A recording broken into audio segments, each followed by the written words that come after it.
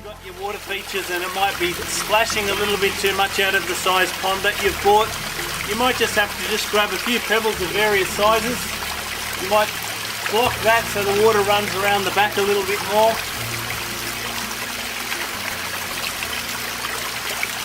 Nothing more than that. Might say, well, it's still running too much, I want a little bit more water running over here.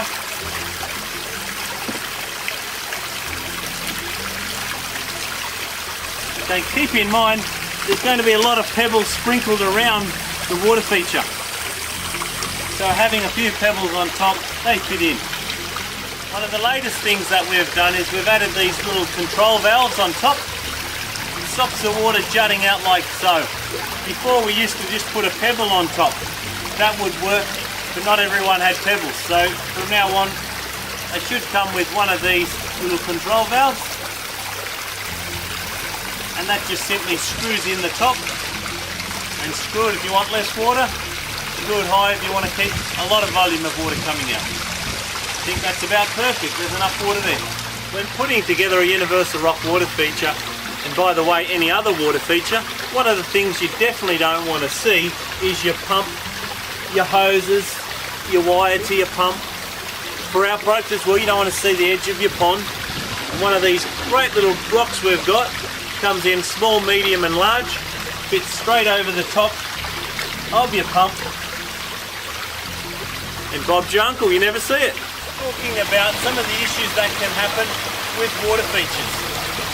We have often had a phone call where the people say, look, my pond's leaking, and we'll go out there and we'll find that what's actually happened is their water feature has moved a little bit, and now the water's running over the side of their creek or their waterfall, but it's not getting back into their pond.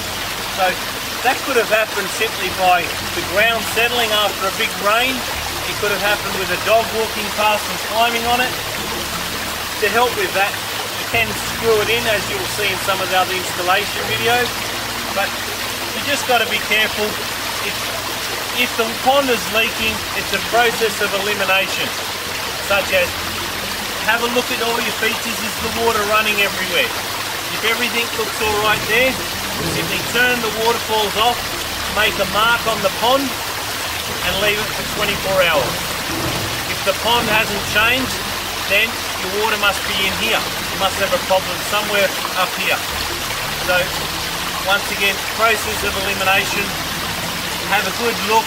It might mean that some plants have grown and they're causing the water to dam up and then channel over the side of the pond. But while we're here, okay, great thing to do is have all your foliage overlapping the edges of your ponds, cascades or creeks. Okay, these creeks and some of the little cascades that go stack on top of each other, they're a fine line between the water running over the edge and not. So just make sure the water's running on the inside. Sometimes like that, it looks alright, but you get a little trickle running over the edge. After 24 hours, 48 hours, your pond might be down that much.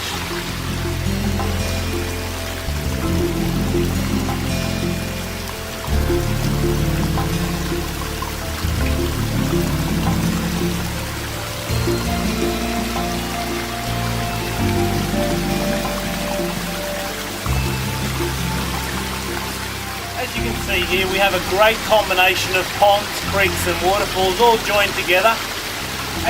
They're flowing all the way back down to one pond. So what's very important is that one pond is large enough to handle the volume of water when it's turned on from the pump through the hoses to fill up all your creeks, all your waterfalls and come back down to there without that being too low. So very important you choose a large pond on the base to handle that volume of water missing after it's turned on. One of the great benefits of the Universal Rock product range is its versatility. As you can see here, what we've done is set up a little pondless water feature. Any number of our water features could be used in this manner. So I highly recommend when you're doing a display centre in the nursery that you have a few of these. They're also very child safe.